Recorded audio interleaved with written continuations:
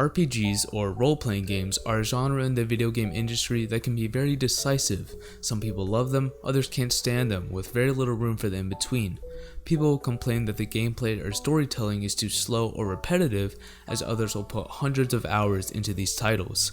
There's a lot that goes into making an RPG engaging, fun, and different from the rest, whether you're making an action RPG like the Legend of Zelda franchise or a sandbox RPG like the Elder Scrolls series. The possibilities are endless. These multiple subgenres also allow developers to give birth to a ton of music creativity, allowing for many different styles, instruments, and emotions to thrive in a way that other video game genres simply can't.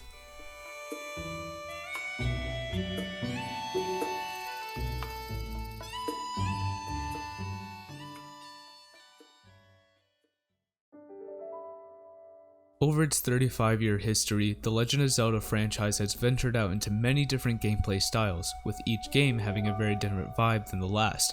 Yet, Nintendo has always been able to reflect this with its choice of music.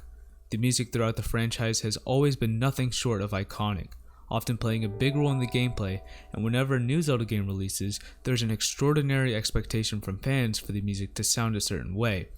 Epic, heroic, and adventurous melodies that stick with the player is what fans hope for when playing these games.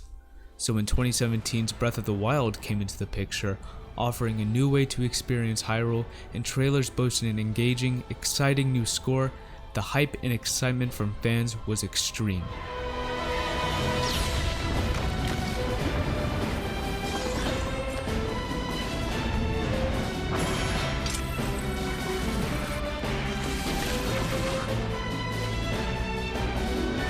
And while receiving a ton of praise from critics and fans everywhere, opinions on the soundtrack were surprisingly divided, with many missing the heroic, rich, and lively tone from previous titles.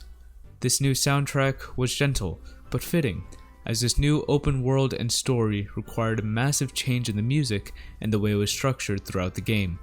Adventurous and optimistic pieces from previous games like Ocarina of Time, or Wind Waker,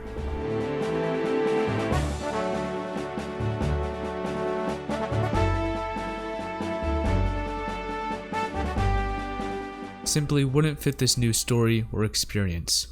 Our protagonist Link has just woken up from a 100-year slumber with no memory or idea where he is, all of his friends are dead or missing, and he doesn't really know what the hell is going on.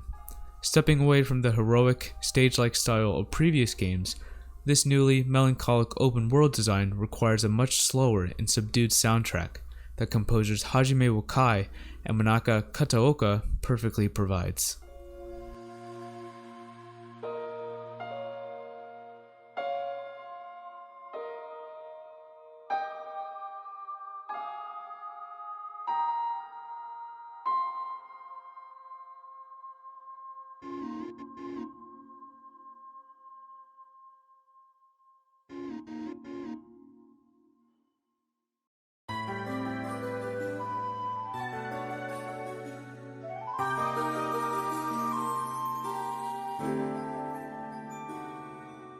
While the music is very subtle, evocative, and atmospheric, it dramatically changes as the player ventures through new areas and terrains.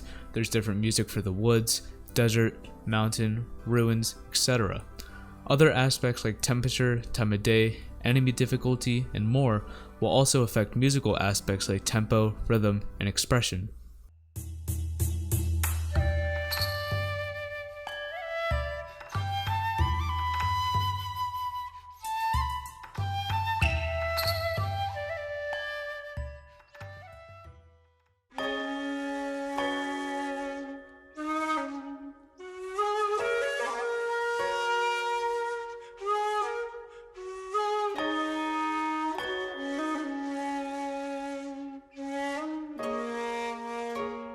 Even at times, the music will just fade out completely, leaving the player with nothing but ambient noise and peace as they discover this new world.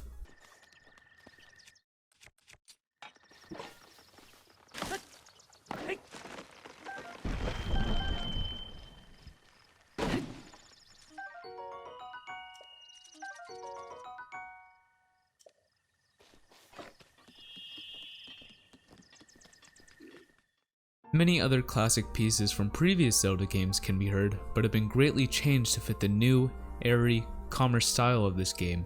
Songs like Great Fairy Fountain,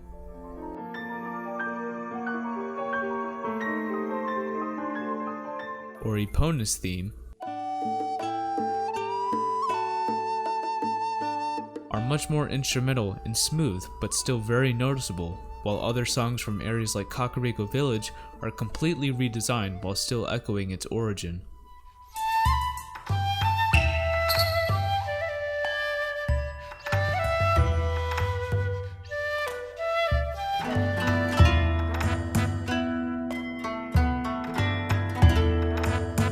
And then there's just a bunch of weird stuff that doesn't really fit at all, like Ancient Laboratory.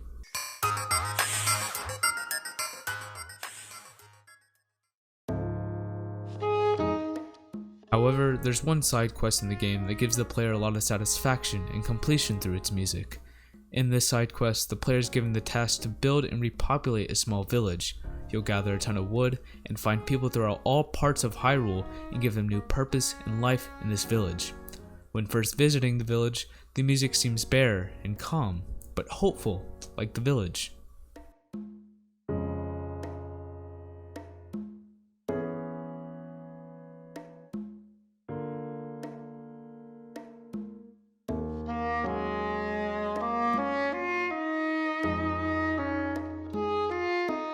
But as you gather more and more people, building new homes and businesses, the music begins to evolve, taking elements from each area of Hyrule and implementing it to make a much more lively and expressive tone. For example, when you hire a Goron from the small village in Death Mountain, the music gets this new horn instrument.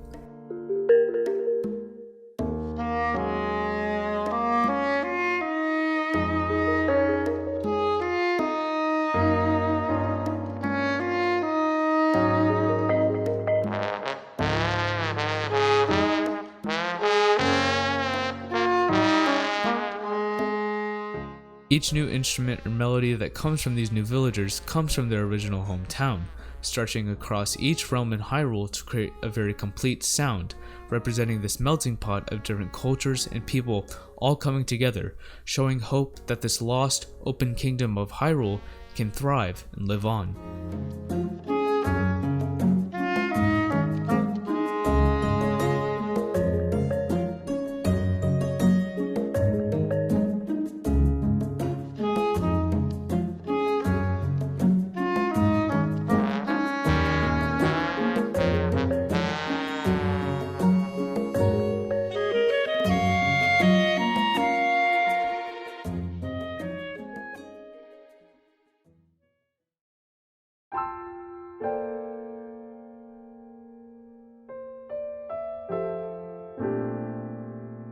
However, all these different musical elements lends itself to an overarching feeling of sorrow.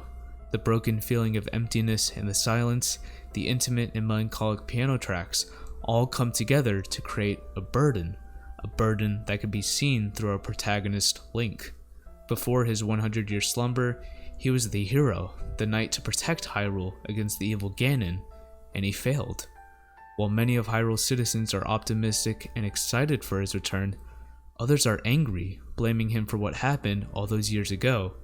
In a sense, Link probably blames himself too, as he now tries to fix as much of Hyrule as he can and bring it back to its former glory. The soundtrack perfectly captures the emotional beats and core of the story that other games in the franchise have never achieved before.